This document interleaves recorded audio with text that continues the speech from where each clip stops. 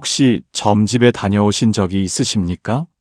한 번이 아니라 두 번, 세 번, 어쩌면 10번 이상 다니신 분들도 이 자리에 계실 것입니다.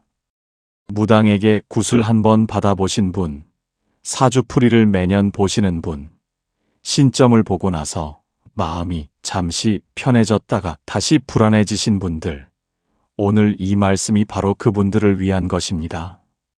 그리고 아직 점집에 가보지 않으셨어도 언젠가 가볼까 하는 마음이 있으셨던 분들께도 오늘 이야기는 꼭 필요합니다. 왜 우리는 점집을 찾게 되는 것일까요? 자식 걱정 때문입니까? 남편 건강 때문입니까? 아니면 이 집안에 왜 이렇게 나쁜 일이 반복되는지 그 이유를 알고 싶어서입니까? 아무리 열심히 살아도 뭔가 늘 모자란 것 같고 잘 되는 듯 하다가 다시 제자리로 돌아오고 주변 사람들은 잘 사는 것 같은데 나만 왜 이런지 도무지 모르겠을 때 사람은 무언가에 기대고 싶어집니다.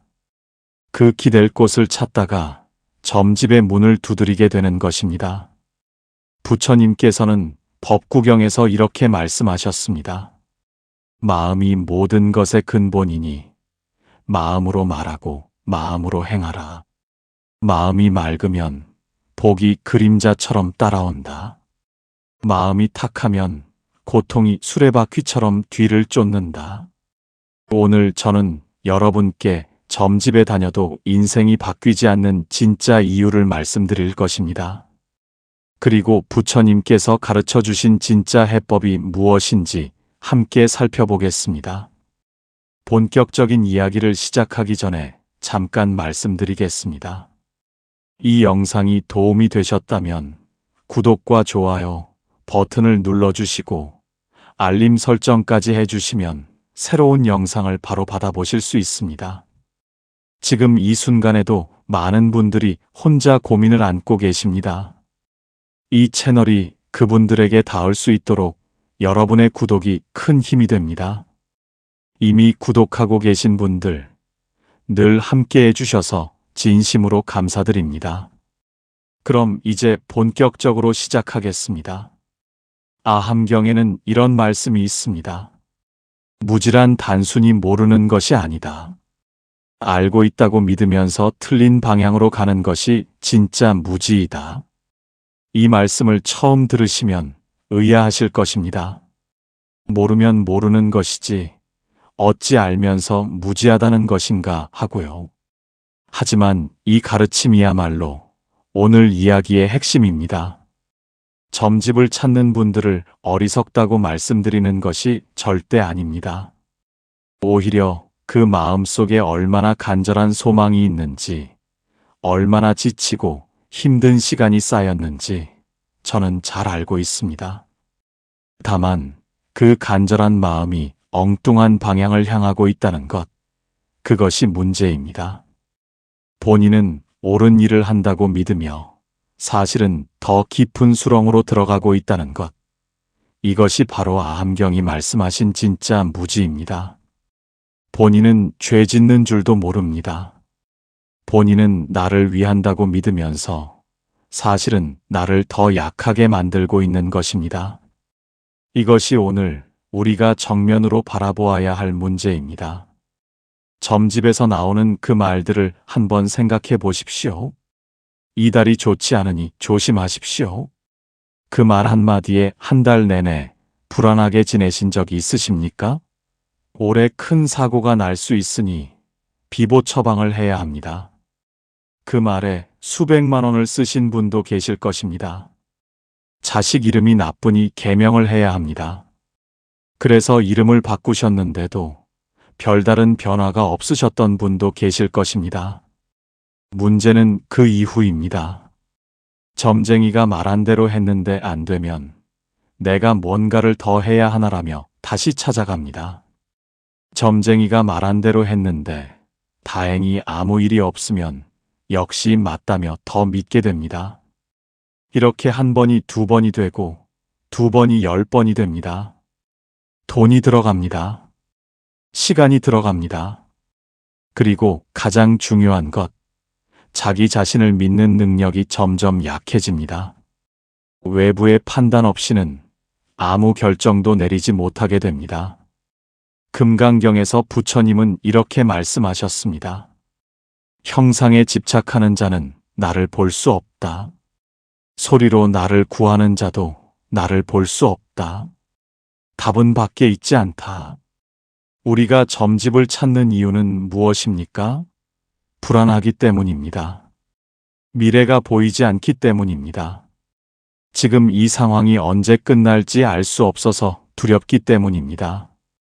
그 두려움 자체는 잘못이 아닙니다. 사람이라면 누구나 느끼는 감정입니다.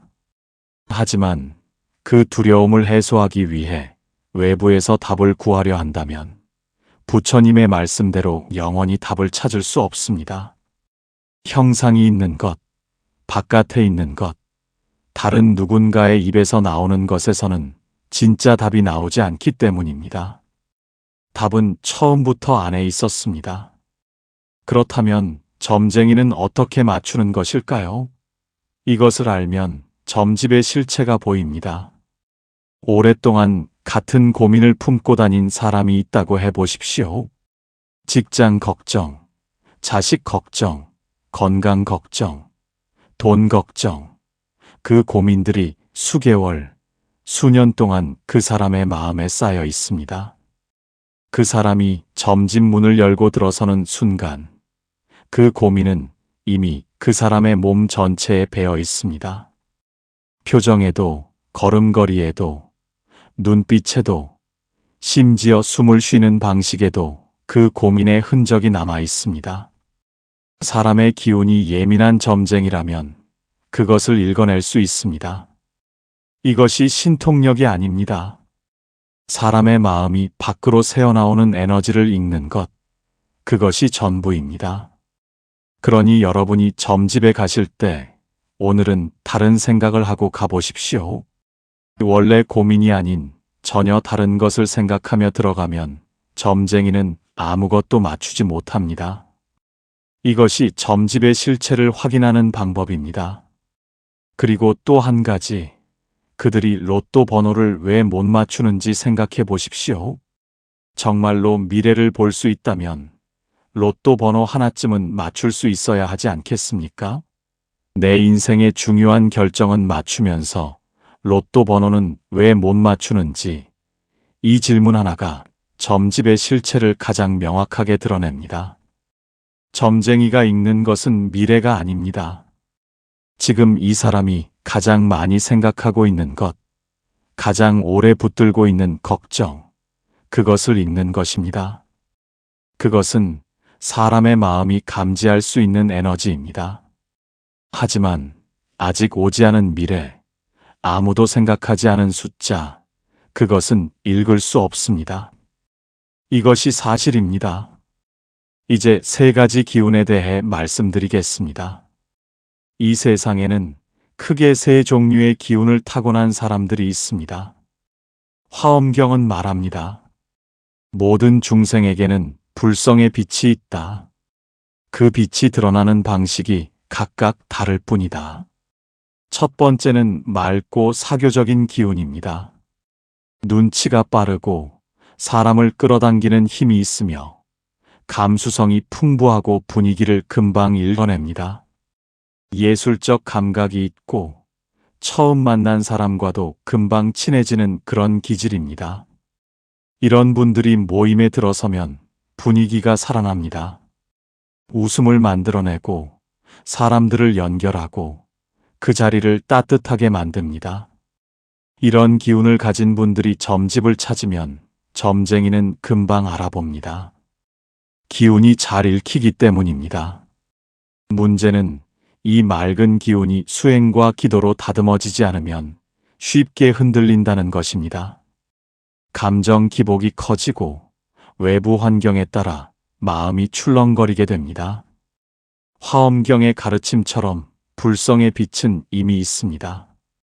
다만 그 빛을 지키는 것은 수행밖에 없습니다. 두 번째는 혼탁한 기운입니다. 몸이 자주 아픈데 병원에서는 원인을 찾지 못하는 분들, 가족 중에 대대로 신병이 내려오는 분들, 어릴 때부터 남다른 꿈을 꾸거나 이상한 느낌을 받는 분들이 이 기운과 관련이 있습니다. 법화경에서는 이렇게 말씀하십니다. 고통받는 중생이 있다면 그 고통에는 반드시 원인이 있다. 원인을 보지 않고 고통만 없애려 하면 고통은 더 깊어질 뿐이다. 이런 분들이 굿을 받으면 일시적으로 몸이 가벼워지는 것을 느낍니다. 그래서 더 자주 가게 됩니다. 하지만 굿은 원인을 치료하지 않습니다. 막혀있던 것을 잠시 넓혀주는 것뿐입니다. 마치 좁은 수도관에 물이 막혔을 때 억지로 압력을 높여 뚫는 것과 같습니다. 일시적으로는 뚫리지만 수도관 자체는 더 약해집니다. 장기적으로는 더 나빠지는 것입니다. 근본적인 해법은 수도관 자체를 튼튼하게 하는 것, 즉 자신의 내면을 직접 돌보는 것입니다. 참회 기도와 염불이 바로 그 방법입니다. 본인은 죄 짓는 줄도 모르고 더 나빠지는 줄도 모르면서 계속 굿땅을 찾는 것이 이 기운의 함정입니다. 세 번째는 무거운 기운입니다. 증이라 함경에는 이런 말씀이 있습니다. 업의 무게는 생각과 말과 행동이 쌓인 것이다. 무거운 업은 무거운 그림자를 들이운다. 이 기운을 가진 분들은 어딜 가도 분위기가 무겁게 느껴지고 사람들이 자신을 피하는 것 같고 뭘 해도 잘 안 풀린다는 느낌이 지속됩니다. 사회적으로 고립되거나 가족과의 관계가 늘 불편하거나 하고 싶은 말이 있어도 억눌리는 경우가 많습니다. 이런 분들이 점집을 찾으면 점쟁이는 조상이 맡고 있다. 살이 끼었다. 큰 굿을 해야 한다고 말합니다. 그리고 그 말을 들으면 더 두렵고 더 의존하게 됩니다. 하지만 증이라 함경의 가르침처럼 업의 무게는 선업의 실천으로만 가벼워집니다. 좋은 말 한마디, 작은 베풀 하나, 억울한 마음을 내려놓는 연습 한 번, 이것이 쌓여야 업의 그림자가 옅어집니다. 본인은 죄 짓는 줄도 모르고 선이라고 믿으며 의존하는 것이 이 기운의 가장 큰 위험입니다. 증이라 함경에는 이런 말씀도 있습니다. 지혜로운 사람은 자신에게서 원인을 찾고 어리석은 사람은 남에게서 원인을 찾는다. 지금 내 삶이 힘들다면 그 원인을 바깥에서 찾지 마십시오. 조상 탓도 살 탓도 사주 탓도 아닙니다. 내가 지금 어떤 생각을 하고 있는지, 내가 지금 어떤 말을 하고 있는지, 내가 지금 어떤 행동을 하고 있는지 이 세 가지를 먼저 살펴보십시오. 부처님께서는 이것을 신구의 삼업이라고 하셨습니다. 몸으로 짓는 업, 말로 짓는 업, 마음으로 짓는 업입니다. 이 세 가지가 달라지면 인생이 달라집니다. 이것이 씨앗을 바꾸는 것입니다. 점집에서는 이 씨앗을 바꿔주지 못합니다. 씨앗은 오직 본인만이 바꿀 수 있습니다. 대반야경에서 부처님은 경고하십니다. 탐욕과 어리석음은 때로 선한 얼굴을 하고 온다. 자신을 위해 한다고 믿으면서 사실은 더 깊은 집착의 씨앗을 뿌리는 경우가 있다. 이것이 점집 의존의 가장 큰 문제입니다. 처음에는 한 번만 가보자고 합니다. 그런데 한 번이 두 번이 되고 두 번이 10번이 됩니다. 그 과정에서 어느 순간부터 스스로 결정을 내리지 못하게 됩니다. 중요한 선택이 생길 때마다 점집을 먼저 찾게 됩니다. 자식의 대학 진학도, 이사 날짜도, 직장 변경도 점쟁이에게 물어보지 않으면 불안해집니다. 본인은 신중하게 결정하는 것이라고 믿습니다. 하지만 사실은 스스로의 판단을 믿지 못하게 된 것입니다. 이것이 대반야경이 말씀하신 선이라 믿으며 짓는 어리석음입니다. 본인은 죄 짓는 줄도 모릅니다. 본인은 나를 위한다고 믿으면서 나를 점점 더 작게 만들고 있는 것입니다. 법화경에는 이런 비유가 나옵니다. 불타는 집에 갇힌 아이들은 위험을 모른다. 장난감 놀이에 빠져나올 생각을 하지 않는다. 우리가 점집에 의존하는 것이 바로 이와 같습니다. 불타는 집 안에서 장난감을 찾는 것과 같습니다. 밖으로 나가야 합니다. 밖으로 나가는 문이 바로 수행입니다. 그 문은 언제나 열려 있습니다. 누가 잠근 것도 아닙니다. 다만 우리가 그 문을 보지 못하고 있었을 뿐입니다. 자함경에는 씨앗의 비유가 있습니다. 봄에 뿌린 씨앗이 가을에 열매가 된다. 다른 씨앗을 심으면서 같은 열매를 기대할 수 없다. 쓴 씨앗에서 단 열매는 나오지 않는다. 지금 내 인생에 맺혀 있는 열매가 마음에 들지 않는다면 지금 내가 뿌리고 있는 씨앗을 바꾸어야 합니다. 점쟁이에게 가는 것은 열매를 바꾸려는 것입니다. 하지만 씨앗을 그대로 두고 열매만 바꾸는 것은 자연의 법칙에 어긋납니다. 씨앗이 달라져야 열매가 달라집니다. 내가 매일 하는 생각, 내가 매일 뱉는 말, 내가 매일 하는 행동, 이 씨앗들이 달라져야 비로소 열매도 달라집니다. 그리고 씨앗이 달라지는 일은 점집에서 일어나지 않습니다. 내 안에서만 일어납니다. 부모운 중경에는 이런 가르침이 있습니다. 집은 기둥으로 서 있지 않다. 집을 지키는 사람의 마음으로 서 있다. 내 마음이 집의 기둥입니다. 내가 내 마음의 집을 스스로 지키지 않으면 외부의 기운이 그 자리를 차지합니다. 굿을 받고 점을 보고 살을 풀어도 내 마음의 집이 비어 있으면 그 공간은 다시 채워집니다. 외부의 무언가가 내 안에 들어오는 것을 막는 방법은 내가 그 자리를 스스로 꽉 채우고 있는 것뿐입니다. 내 의식이 선명하게 살아있어야 외부의 흔들림이 비집고 들어올 틈이 없습니다. 집을 지키는 사람이 자리를 비우면 어떻게 됩니까? 빈집에는 누구든 들어올 수 있습니다. 마음도 똑같습니다. 금강경의 가르침으로 돌아오겠습니다. 응무소주 이생기심, 어디에도 머물지 말고 마음을 내라. 이것이 금강경의 핵심입니다. 점집을 찾는 마음의 바닥에는 결과에 대한 집착이 있습니다. 잘 되길 바라는 마음, 나쁜 일이 오지 않길 바라는 마음, 좋은 사람이 들어오길 바라는 마음, 그 바람 자체는 아름답습니다. 하지만 그 바람이 집착이 되는 순간 마음은 묶입니다. 금강경은 어디에도 머물지 말라고 합니다.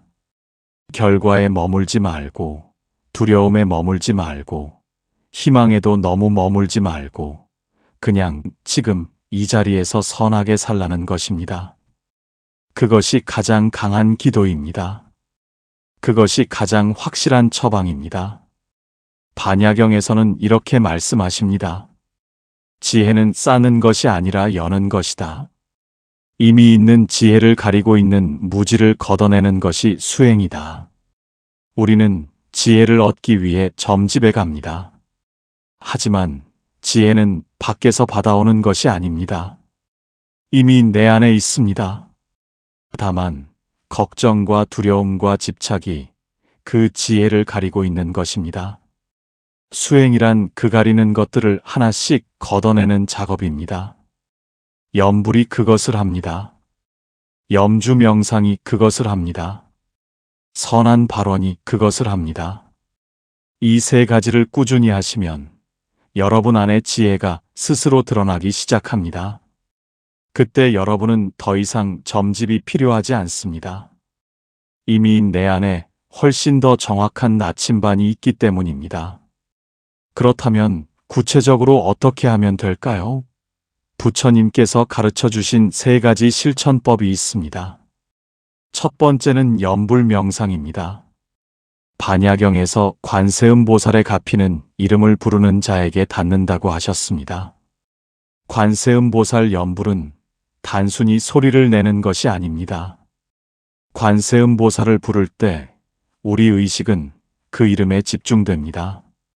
잡다한 걱정, 불안, 두려움이 잠시 밀려납니다. 마치 방 안에 환한 빛을 켜면 어둠이 자연스럽게 사라지듯이 염불의 빛이 마음 안의 어둠을 밀어냅니다. 하루 108번에서 시작하십시오.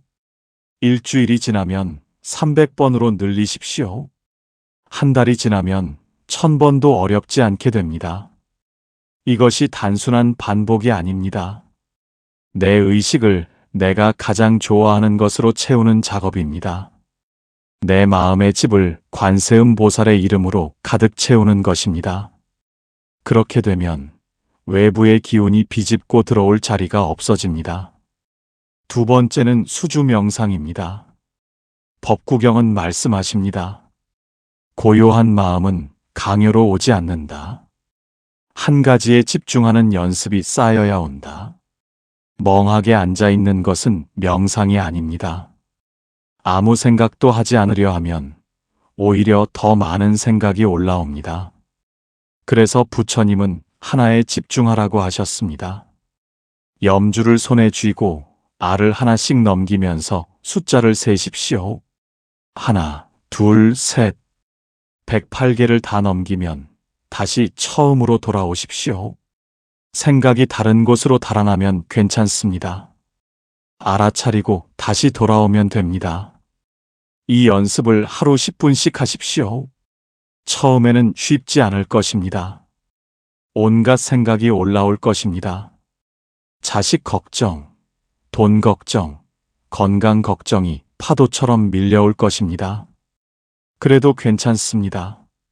생각이 올라오는 것이 문제가 아니라 그 생각을 따라가는 것이 문제입니다. 생각이 와도 그냥 보내십시오. 알을 넘기는 손과 숫자를 세는 의식만 남겨두십시오. 이렇게 석 달만 꾸준히 하시면 평소의 마음이 달라지기 시작합니다. 이것이 주관 의식을 강화하는 가장 확실한 방법입니다. 세 번째는 발원 수행입니다. 화엄경은 말씀하십니다. 큰 서원은 우주를 움직인다. 열반경에서는 선한 발원은 반드시 이루어진다고 하셨습니다. 매일 아침 눈을 뜨면 조용히 합장하고 이렇게 말씀하십시오. 오늘 하루 내가 만나는 모든 사람에게 좋은 기운이 되겠습니다. 오늘 하루 나쁜 말 하지 않겠습니다. 오늘 하루 한 가지 선한 일을 하겠습니다. 이 세 가지 발언을 매일 아침 하십시오. 처음에는 어색할 수 있습니다. 하지만 이 발언이 쌓이면 내 안에서 변화가 일어납니다. 자아함경의 씨앗이 달라지는 것입니다. 내가 매일 선한 씨앗을 뿌리면 시간이 지나면서 반드시 선한 열매가 맺힙니다. 오늘 뿌린 씨앗이 내일 당장 열매가 되지 않아도 괜찮습니다.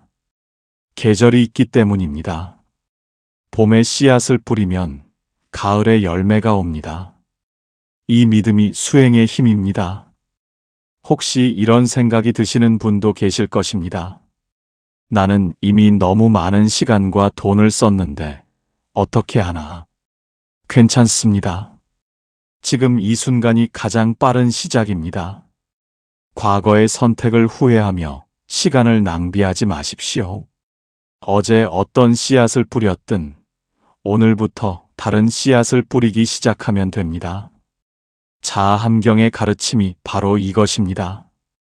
오늘이 새로운 봄입니다. 오늘부터 선한 씨앗을 뿌리십시오. 한 달 후, 두 달 후, 세 달 후에 반드시 변화를 느끼실 것입니다. 아주 작은 변화에서 시작됩니다. 어제보다 조금 더 고요한 아침, 어제보다 조금 더 따뜻한 말 한마디, 어제보다 조금 더 편안한 잠자리, 이런 작은 변화들이 쌓여 결국 삶 전체를 바꿉니다. 이 세 가지 실천을 꾸준히 하시면 어떤 변화가 일어날까요? 한 달이 지나면 마음이 조금 더 고요해지는 것을 느끼실 것입니다. 불안이 완전히 사라지지는 않지만 불안에 휘둘리는 시간이 줄어듭니다. 같은 걱정이 와도 예전처럼 오랫동안 마음이 흔들리지 않습니다. 두 달이 지나면 주변 사람들이 요즘 달라진 것 같다고 말하기 시작합니다. 얼굴에 여유가 생기고 말에 따뜻함이 배어나오기 때문입니다. 억지로 만든 변화가 아니라 내 안에서 자연스럽게 일어난 변화이기 때문에 사람들이 먼저 알아봅니다. 세 달이 지나면 예전에는 달려갔을 점집 앞에서 발걸음이 멈춰집니다. 그 안에서 나오는 답이 아니라 내 안에 이미 있는 답을 믿게 되기 때문입니다. 이것이 부처님께서 원하시는 변화입니다. 외부 의존에서 내부 신뢰로의 이동. 이것이 진정한 수행의 시작입니다. 유마경에는 아름다운 말씀이 있습니다. 병은 마음에서 오고 치유도 마음에서 온다. 마음을 다스리는 자는 세상을 다스린다. 지금 여러분의 삶이 힘드십니까? 점집이 아니라 여러분의 마음 속으로 들어가십시오. 지금 여러분의 관계가 어렵습니까? 상대방이 아니라 여러분 자신을 들여다보십시오. 지금 여러분의 건강이 걱정되십니까? 병원과 함께 마음의 상태도 살펴보십시오. 모든 답은 안에 있습니다. 그것이 금강경이 말씀하신 형상에서 나를 구하지 말라는 가르침의 뜻입니다. 여러분 안에 이미 불성의 빛이 있습니다. 그 빛을 외부의 어둠이 가리고 있을 뿐입니다. 수행이 그 어둠을 걷어내는 것입니다. 마지막으로 자아함경의 가르침을 드립니다. 자신을 등불로 삼아라. 자신의 법을 의지처로 삼아라. 다른 것을 의지처로 삼지 말라. 부처님께서 열반에 드시기 직전에 제자들에게 남기신 마지막 말씀입니다. 자신을 등불로 삼으십시오. 내 안에 이미 불성의 빛이 있습니다. 그 빛을 스스로 밝히는 것이 수행입니다. 점쟁이의 손에 내 등불을 맡기지 마십시오. 굿당의 북소리에 내 빛을 흔들리게 하지 마십시오. 여러분 안에 이미 답이 있습니다. 관세음 보살을 부르고 염주를 굴리고 선한 발언을 세우면서 그 빛을 닦아나가십시오. 반드시 빛이 납니다. 반드시 달라집니다. 반드시 여러분의 삶에 변화가 옵니다. 오늘 이 말씀이 마음에 와닿으셨다면 댓글에 관세음 보살 한 번만 써주십시오. 그 한 글자가 여러분의 수행이 되고 이 채널을 보시는 다른 분들께도 좋은 기운이 됩니다. 함께 기도하는 마음으로 써주시면 감사하겠습니다. 구독과 좋아요도 꼭 부탁드립니다. 우리 함께 스스로를 등불로 삼아가는 그 길을 걸어가겠습니다. 오늘도 여러분의 하루가 관세음 보살의 가피 안에서 환하고 평안하기를 진심으로 바랍니다. 고맙습니다. 나무석가모니불, 나무석가모니불, 나무석가모니불. 혹시 점집에 다녀오신 적이 있으십니까? 한 번이 아니라 2번, 3번, 어쩌면 10번 이상 다니신 분들도 이 자리에 계실 것입니다. 무당에게 굿을 한번 받아보신 분, 사주풀이를 매년 보시는 분, 신점을 보고 나서 마음이 잠시 편해졌다가 다시 불안해지신 분들, 오늘 이 말씀이 바로 그분들을 위한 것입니다. 그리고 아직 점집에 가보지 않으셨어도 언젠가 가볼까 하는 마음이 있으셨던 분들께도 오늘 이야기는 꼭 필요합니다. 왜 우리는 점집을 찾게 되는 것일까요? 자식 걱정 때문입니까? 남편 건강 때문입니까? 아니면 이 집안에 왜 이렇게 나쁜 일이 반복되는지 그 이유를 알고 싶어서입니까? 아무리 열심히 살아도 뭔가 늘 모자란 것 같고 잘 되는 듯 하다가 다시 제자리로 돌아오고 주변 사람들은 잘 사는 것 같은데 나만 왜 이런지 도무지 모르겠을 때 사람은 무언가에 기대고 싶어집니다. 그 기댈 곳을 찾다가 점집의 문을 두드리게 되는 것입니다. 부처님께서는 법구경에서 이렇게 말씀하셨습니다. 마음이 모든 것의 근본이니 마음으로 말하고 마음으로 행하라. 마음이 맑으면 복이 그림자처럼 따라온다. 마음이 탁하면 고통이 수레바퀴처럼 뒤를 쫓는다. 오늘 저는 여러분께 점집에 다녀도 인생이 바뀌지 않는 진짜 이유를 말씀드릴 것입니다. 그리고 부처님께서 가르쳐 주신 진짜 해법이 무엇인지 함께 살펴보겠습니다. 본격적인 이야기를 시작하기 전에 잠깐 말씀드리겠습니다. 이 영상이 도움이 되셨다면 구독과 좋아요 버튼을 눌러주시고 알림 설정까지 해주시면 새로운 영상을 바로 받아보실 수 있습니다. 지금 이 순간에도 많은 분들이 혼자 고민을 안고 계십니다. 이 채널이 그분들에게 닿을 수 있도록 여러분의 구독이 큰 힘이 됩니다. 이미 구독하고 계신 분들 늘 함께 해주셔서 진심으로 감사드립니다. 그럼 이제 본격적으로 시작하겠습니다. 아함경에는 이런 말씀이 있습니다. 무지란 단순히 모르는 것이 아니다. 알고 있다고 믿으면서 틀린 방향으로 가는 것이 진짜 무지이다. 이 말씀을 처음 들으시면 의아하실 것입니다. 모르면 모르는 것이지 어찌 알면서 무지하다는 것인가 하고요. 하지만 이 가르침이야말로 오늘 이야기의 핵심입니다. 점집을 찾는 분들을 어리석다고 말씀드리는 것이 절대 아닙니다. 오히려 그 마음 속에 얼마나 간절한 소망이 있는지, 얼마나 지치고 힘든 시간이 쌓였는지 저는 잘 알고 있습니다. 다만 그 간절한 마음이 엉뚱한 방향을 향하고 있다는 것, 그것이 문제입니다. 본인은 옳은 일을 한다고 믿으며 사실은 더 깊은 수렁으로 들어가고 있다는 것, 이것이 바로 아함경이 말씀하신 진짜 무지입니다. 본인은 죄 짓는 줄도 모릅니다. 본인은 나를 위한다고 믿으면서 사실은 나를 더 약하게 만들고 있는 것입니다. 이것이 오늘 우리가 정면으로 바라보아야 할 문제입니다. 점집에서 나오는 그 말들을 한번 생각해 보십시오. 이달이 좋지 않으니 조심하십시오. 그 말 한마디에 한 달 내내 불안하게 지내신 적이 있으십니까? 올해 큰 사고가 날 수 있으니 비보 처방을 해야 합니다. 그 말에 수백만 원을 쓰신 분도 계실 것입니다. 자식 이름이 나쁘니 개명을 해야 합니다. 그래서 이름을 바꾸셨는데도 별다른 변화가 없으셨던 분도 계실 것입니다. 문제는 그 이후입니다. 점쟁이가 말한 대로 했는데 안 되면 내가 뭔가를 더 해야 하나라며 다시 찾아갑니다. 점쟁이가 말한 대로 했는데 다행히 아무 일이 없으면 역시 맞다며 더 믿게 됩니다. 이렇게 한 번이 두 번이 되고 두 번이 10번이 됩니다. 돈이 들어갑니다. 시간이 들어갑니다. 그리고 가장 중요한 것, 자기 자신을 믿는 능력이 점점 약해집니다. 외부의 판단 없이는 아무 결정도 내리지 못하게 됩니다.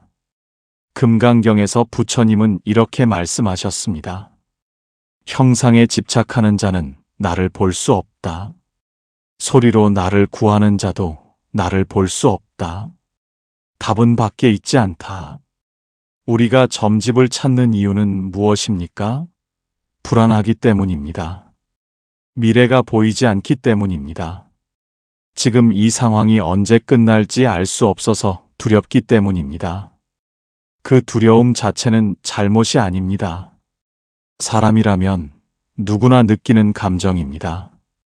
하지만 그 두려움을 해소하기 위해 외부에서 답을 구하려 한다면 부처님의 말씀대로 영원히 답을 찾을 수 없습니다. 형상이 있는 것, 바깥에 있는 것, 다른 누군가의 입에서 나오는 것에서는 진짜 답이 나오지 않기 때문입니다. 답은 처음부터 안에 있었습니다. 그렇다면 점쟁이는 어떻게 맞추는 것일까요? 이것을 알면 점집의 실체가 보입니다. 오랫동안 같은 고민을 품고 다닌 사람이 있다고 해보십시오. 직장 걱정, 자식 걱정, 건강 걱정, 돈 걱정. 그 고민들이 수개월, 수년 동안 그 사람의 마음에 쌓여 있습니다. 그 사람이 점집 문을 열고 들어서는 순간 그 고민은 이미 그 사람의 몸 전체에 배어 있습니다. 표정에도, 걸음걸이에도, 눈빛에도, 심지어 숨을 쉬는 방식에도 그 고민의 흔적이 남아 있습니다. 사람의 기운이 예민한 점쟁이라면 그것을 읽어낼 수 있습니다. 이것이 신통력이 아닙니다. 사람의 마음이 밖으로 새어나오는 에너지를 읽는 것, 그것이 전부입니다. 그러니 여러분이 점집에 가실 때 오늘은 다른 생각을 하고 가보십시오. 원래 고민이 아닌 전혀 다른 것을 생각하며 들어가면 점쟁이는 아무것도 맞추지 못합니다. 이것이 점집의 실체를 확인하는 방법입니다. 그리고 또 한 가지, 그들이 로또 번호를 왜 못 맞추는지 생각해 보십시오. 정말로 미래를 볼 수 있다면 로또 번호 하나쯤은 맞출 수 있어야 하지 않겠습니까? 내 인생의 중요한 결정은 맞추면서 로또 번호는 왜 못 맞추는지, 이 질문 하나가 점집의 실체를 가장 명확하게 드러냅니다. 점쟁이가 읽는 것은 미래가 아닙니다. 지금 이 사람이 가장 많이 생각하고 있는 것, 가장 오래 붙들고 있는 걱정, 그것을 읽는 것입니다. 그것은 사람의 마음이 감지할 수 있는 에너지입니다. 하지만 아직 오지 않은 미래, 아무도 생각하지 않은 숫자, 그것은 읽을 수 없습니다. 이것이 사실입니다. 이제 세 가지 기운에 대해 말씀드리겠습니다. 이 세상에는 크게 세 종류의 기운을 타고난 사람들이 있습니다. 화엄경은 말합니다. 모든 중생에게는 불성의 빛이 있다. 그 빛이 드러나는 방식이 각각 다를 뿐이다. 첫 번째는 맑고 사교적인 기운입니다. 눈치가 빠르고 사람을 끌어당기는 힘이 있으며 감수성이 풍부하고 분위기를 금방 읽어냅니다. 예술적 감각이 있고 처음 만난 사람과도 금방 친해지는 그런 기질입니다. 이런 분들이 모임에 들어서면 분위기가 살아납니다. 웃음을 만들어내고 사람들을 연결하고 그 자리를 따뜻하게 만듭니다. 이런 기운을 가진 분들이 점집을 찾으면 점쟁이는 금방 알아봅니다. 기운이 잘 읽히기 때문입니다. 문제는 이 맑은 기운이 수행과 기도로 다듬어지지 않으면 쉽게 흔들린다는 것입니다. 감정 기복이 커지고 외부 환경에 따라 마음이 출렁거리게 됩니다. 화엄경의 가르침처럼 불성의 빛은 이미 있습니다. 다만 그 빛을 지키는 것은 수행밖에 없습니다. 두 번째는 혼탁한 기운입니다. 몸이 자주 아픈데 병원에서는 원인을 찾지 못하는 분들, 가족 중에 대대로 신병이 내려오는 분들, 어릴 때부터 남다른 꿈을 꾸거나 이상한 느낌을 받는 분들이 이 기운과 관련이 있습니다. 법화경에서는 이렇게 말씀하십니다. 고통받는 중생이 있다면 그 고통에는 반드시 원인이 있다. 원인을 보지 않고 고통만 없애려 하면 고통은 더 깊어질 뿐이다. 이런 분들이 굿을 받으면 일시적으로 몸이 가벼워지는 것을 느낍니다. 그래서 더 자주 가게 됩니다. 하지만 굿은 원인을 치료하지 않습니다. 막혀있던 것을 잠시 넓혀주는 것뿐입니다. 마치 좁은 수도관에 물이 막혔을 때 억지로 압력을 높여 뚫는 것과 같습니다. 일시적으로는 뚫리지만 수도관 자체는 더 약해집니다. 장기적으로는 더 나빠지는 것입니다. 근본적인 해법은 수도관 자체를 튼튼하게 하는 것, 즉 자신의 내면을 직접 돌보는 것입니다. 참회 기도와 염불이 바로 그 방법입니다. 본인은 죄 짓는 줄도 모르고 더 나빠지는 줄도 모르면서 계속 굿땅을 찾는 것이 이 기운의 함정입니다. 세 번째는 무거운 기운입니다. 증이라 함경에는 이런 말씀이 있습니다. 업의 무게는 생각과 말과 행동이 쌓인 것이다. 무거운 업은 무거운 그림자를 들이운다. 이 기운을 가진 분들은 어딜 가도 분위기가 무겁게 느껴지고 사람들이 자신을 피하는 것 같고 뭘 해도 잘 안 풀린다는 느낌이 지속됩니다. 사회적으로 고립되거나 가족과의 관계가 늘 불편하거나 하고 싶은 말이 있어도 억눌리는 경우가 많습니다. 이런 분들이 점집을 찾으면 점쟁이는 조상이 맡고 있다. 살이 끼었다. 큰 굿을 해야 한다고 말합니다. 그리고 그 말을 들으면 더 두렵고 더 의존하게 됩니다. 하지만 증이라 함경의 가르침처럼 업의 무게는 선업의 실천으로만 가벼워집니다.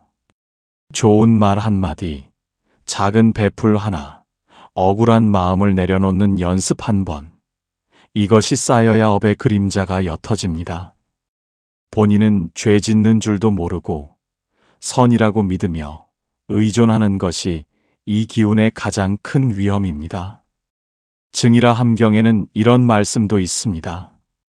지혜로운 사람은 자신에게서 원인을 찾고 어리석은 사람은 남에게서 원인을 찾는다.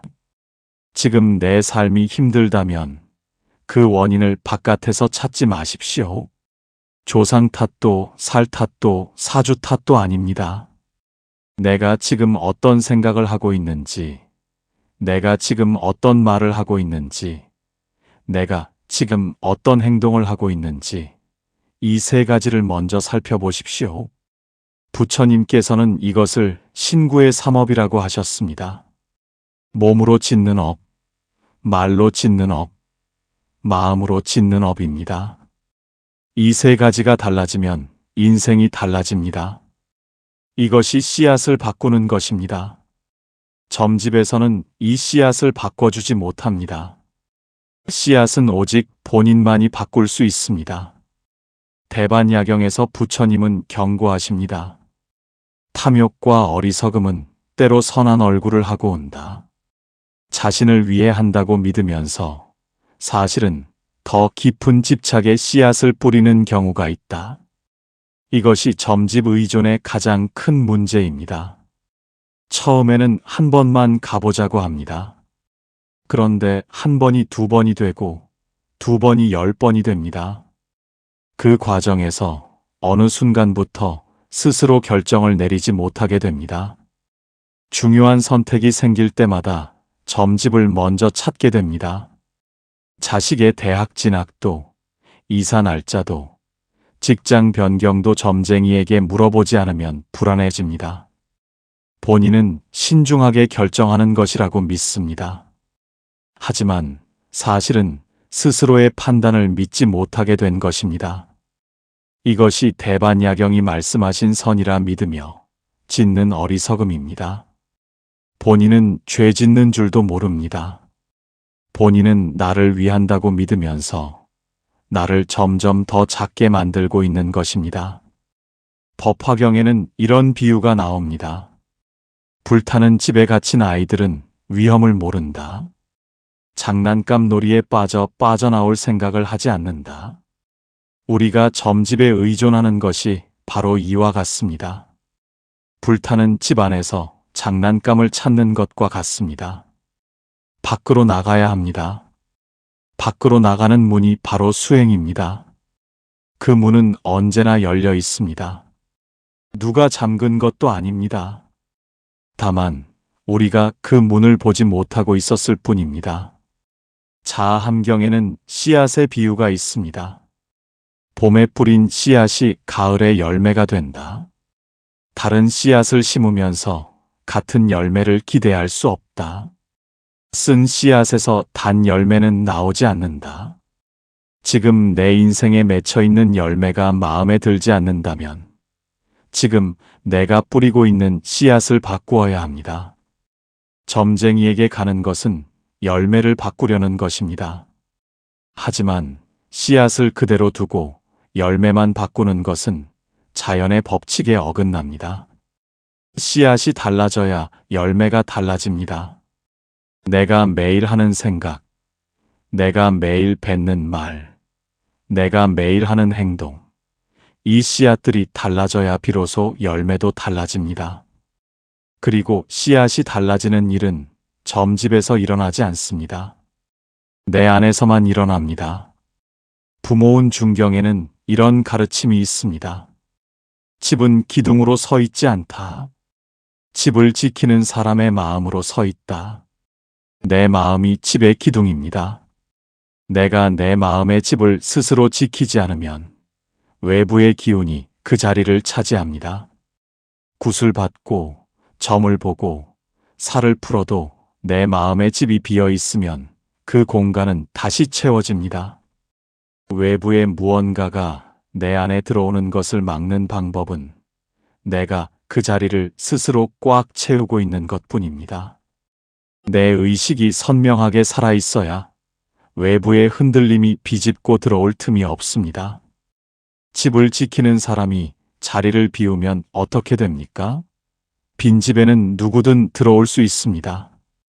마음도 똑같습니다. 금강경의 가르침으로 돌아오겠습니다. 응무소주 이생기심, 어디에도 머물지 말고 마음을 내라. 이것이 금강경의 핵심입니다.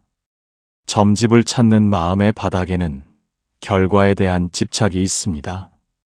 잘 되길 바라는 마음, 나쁜 일이 오지 않길 바라는 마음, 좋은 사람이 들어오길 바라는 마음, 그 바람 자체는 아름답습니다. 하지만 그 바람이 집착이 되는 순간 마음은 묶입니다. 금강경은 어디에도 머물지 말라고 합니다. 결과에 머물지 말고, 두려움에 머물지 말고, 희망에도 너무 머물지 말고, 그냥 지금 이 자리에서 선하게 살라는 것입니다. 그것이 가장 강한 기도입니다. 그것이 가장 확실한 처방입니다. 반야경에서는 이렇게 말씀하십니다. 지혜는 쌓는 것이 아니라 여는 것이다. 이미 있는 지혜를 가리고 있는 무지를 걷어내는 것이 수행이다. 우리는 지혜를 얻기 위해 점집에 갑니다. 하지만 지혜는 밖에서 받아오는 것이 아닙니다.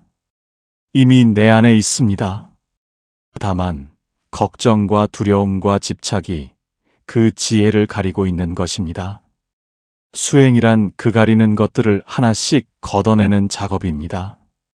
염불이 그것을 합니다. 염주 명상이 그것을 합니다. 선한 발언이 그것을 합니다. 이 세 가지를 꾸준히 하시면 여러분 안의 지혜가 스스로 드러나기 시작합니다. 그때 여러분은 더 이상 점집이 필요하지 않습니다. 이미 내 안에 훨씬 더 정확한 나침반이 있기 때문입니다. 그렇다면 구체적으로 어떻게 하면 될까요? 부처님께서 가르쳐 주신 세 가지 실천법이 있습니다. 첫 번째는 염불 명상입니다. 반야경에서 관세음보살의 가피는 이름을 부르는 자에게 닿는다고 하셨습니다. 관세음보살 염불은 단순히 소리를 내는 것이 아닙니다. 관세음보살을 부를 때 우리 의식은 그 이름에 집중됩니다. 잡다한 걱정, 불안, 두려움이 잠시 밀려납니다. 마치 방 안에 환한 빛을 켜면 어둠이 자연스럽게 사라지듯이 염불의 빛이 마음 안의 어둠을 밀어냅니다. 하루 108번에서 시작하십시오. 일주일이 지나면 300번으로 늘리십시오. 한 달이 지나면 1000번도 어렵지 않게 됩니다. 이것이 단순한 반복이 아닙니다. 내 의식을 내가 가장 좋아하는 것으로 채우는 작업입니다. 내 마음의 집을 관세음보살의 이름으로 가득 채우는 것입니다. 그렇게 되면 외부의 기운이 비집고 들어올 자리가 없어집니다. 두 번째는 수주 명상입니다. 법구경은 말씀하십니다. 고요한 마음은 강요로 오지 않는다. 한 가지에 집중하는 연습이 쌓여야 온다. 멍하게 앉아 있는 것은 명상이 아닙니다. 아무 생각도 하지 않으려 하면 오히려 더 많은 생각이 올라옵니다. 그래서 부처님은 하나에 집중하라고 하셨습니다. 염주를 손에 쥐고 알을 하나씩 넘기면서 숫자를 세십시오. 하나, 둘, 셋. 108개를 다 넘기면 다시 처음으로 돌아오십시오. 생각이 다른 곳으로 달아나면 괜찮습니다. 알아차리고 다시 돌아오면 됩니다. 이 연습을 하루 10분씩 하십시오. 처음에는 쉽지 않을 것입니다. 온갖 생각이 올라올 것입니다. 자식 걱정, 돈 걱정, 건강 걱정이 파도처럼 밀려올 것입니다. 그래도 괜찮습니다. 생각이 올라오는 것이 문제가 아니라 그 생각을 따라가는 것이 문제입니다. 생각이 와도 그냥 보내십시오. 알을 넘기는 손과 숫자를 세는 의식만 남겨두십시오. 이렇게 석 달만 꾸준히 하시면 평소의 마음이 달라지기 시작합니다. 이것이 주관 의식을 강화하는 가장 확실한 방법입니다. 세 번째는 발원 수행입니다. 화엄경은 말씀하십니다. 큰 서원은 우주를 움직인다. 열반경에서는 선한 발원은 반드시 이루어진다고 하셨습니다. 매일 아침 눈을 뜨면 조용히 합장하고 이렇게 말씀하십시오. 오늘 하루 내가 만나는 모든 사람에게 좋은 기운이 되겠습니다. 오늘 하루 나쁜 말 하지 않겠습니다. 오늘 하루 한 가지 선한 일을 하겠습니다. 이 세 가지 발언을 매일 아침 하십시오. 처음에는 어색할 수 있습니다. 하지만 이 발언이 쌓이면 내 안에서 변화가 일어납니다. 자아 함경의 씨앗이 달라지는 것입니다. 내가 매일 선한 씨앗을 뿌리면 시간이 지나면서 반드시 선한 열매가 맺힙니다. 오늘 뿌린 씨앗이 내일 당장 열매가 되지 않아도 괜찮습니다. 계절이 있기 때문입니다. 봄에 씨앗을 뿌리면 가을에 열매가 옵니다. 이 믿음이 수행의 힘입니다. 혹시 이런 생각이 드시는 분도 계실 것입니다. 나는 이미 너무 많은 시간과 돈을 썼는데 어떻게 하나? 괜찮습니다. 지금 이 순간이 가장 빠른 시작입니다. 과거의 선택을 후회하며 시간을 낭비하지 마십시오. 어제 어떤 씨앗을 뿌렸든 오늘부터 다른 씨앗을 뿌리기 시작하면 됩니다. 자아 함경의 가르침이 바로 이것입니다. 오늘이 새로운 봄입니다. 오늘부터 선한 씨앗을 뿌리십시오. 한 달 후, 두 달 후, 세 달 후에 반드시 변화를 느끼실 것입니다. 아주 작은 변화에서 시작됩니다. 어제보다 조금 더 고요한 아침, 어제보다 조금 더 따뜻한 말 한마디, 어제보다 조금 더 편안한 잠자리, 이런 작은 변화들이 쌓여 결국 삶 전체를 바꿉니다. 이 세 가지 실천을 꾸준히 하시면 어떤 변화가 일어날까요? 한 달이 지나면 마음이 조금 더 고요해지는 것을 느끼실 것입니다. 불안이 완전히 사라지지는 않지만 불안에 휘둘리는 시간이 줄어듭니다. 같은 걱정이 와도 예전처럼 오랫동안 마음이 흔들리지 않습니다. 두 달이 지나면 주변 사람들이 요즘 달라진 것 같다고 말하기 시작합니다. 얼굴에 여유가 생기고 말에 따뜻함이 배어나오기 때문입니다. 억지로 만든 변화가 아니라 내 안에서 자연스럽게 일어난 변화이기 때문에 사람들이 먼저 알아봅니다.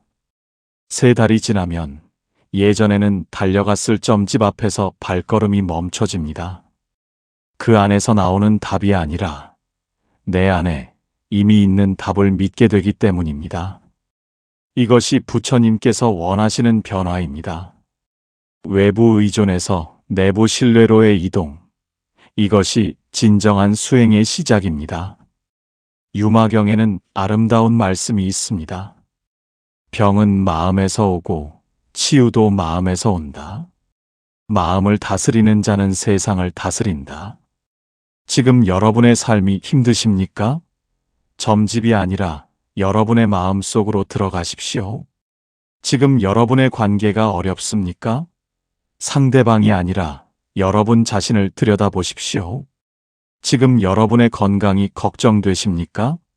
병원과 함께 마음의 상태도 살펴보십시오. 모든 답은 안에 있습니다. 그것이 금강경이 말씀하신 형상에서 나를 구하지 말라는 가르침의 뜻입니다. 여러분 안에 이미 불성의 빛이 있습니다. 그 빛을 외부의 어둠이 가리고 있을 뿐입니다. 수행이 그 어둠을 걷어내는 것입니다. 마지막으로 자아함경의 가르침을 드립니다. 자신을 등불로 삼아라. 자신의 법을 의지처로 삼아라. 다른 것을 의지처로 삼지 말라. 부처님께서 열반에 드시기 직전에 제자들에게 남기신 마지막 말씀입니다. 자신을 등불로 삼으십시오. 내 안에 이미 불성의 빛이 있습니다. 그 빛을 스스로 밝히는 것이 수행입니다. 점쟁이의 손에 내 등불을 맡기지 마십시오. 굿당의 북소리에 내 빛을 흔들리게 하지 마십시오. 여러분 안에 이미 답이 있습니다. 관세음보살을 부르고 염주를 굴리고 선한 발언을 세우면서 그 빛을 닦아나가십시오. 반드시 빛이 납니다. 반드시 달라집니다. 반드시 여러분의 삶에 변화가 옵니다. 오늘 이 말씀이 마음에 와닿으셨다면 댓글에 관세음보살 한 번만 써주십시오. 그 한 글자가 여러분의 수행이 되고 이 채널을 보시는 다른 분들께도 좋은 기운이 됩니다. 함께 기도하는 마음으로 써주시면 감사하겠습니다. 구독과 좋아요도 꼭 부탁드립니다. 우리 함께 스스로를 등불로 삼아가는 그 길을 걸어가겠습니다. 오늘도 여러분의 하루가 관세음보살의 가피 안에서 환하고 평안하기를 진심으로 바랍니다. 고맙습니다. 나무석가모니불, 나무석가모니불, 나무석가모니불.